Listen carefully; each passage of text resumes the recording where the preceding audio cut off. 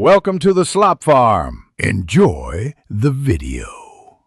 In this video, I will explain how to fix error code CE-42747-4.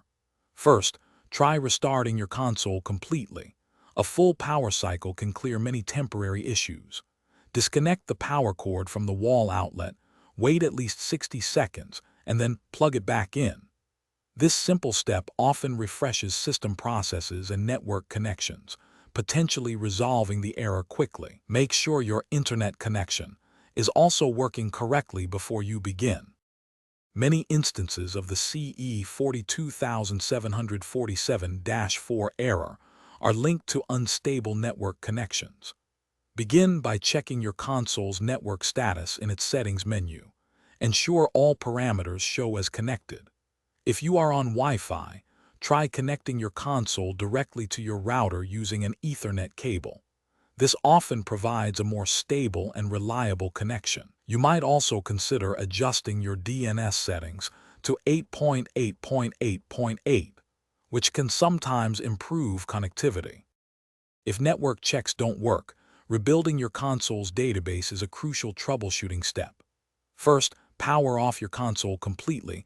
Do not just put it into rest mode. Then, press and hold the power button for about 7 seconds until you hear a second beep. This will boot your console into safe mode. From the menu, select option 5, Rebuild Database. This process organizes your hard drive and can fix corrupt data that might be causing the error.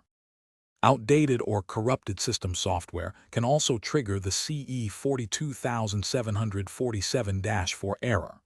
First, check for any available system software updates through your console's settings. Install them immediately if found. If no update is available or the error persists, you might need to reinstall the system software entirely. This more advanced step requires a USB drive with at least 1 GB of free space, formatted to FAT32 or XFAT, to download the software from the official website. Thanks for watching. Consider subscribing if we helped you today.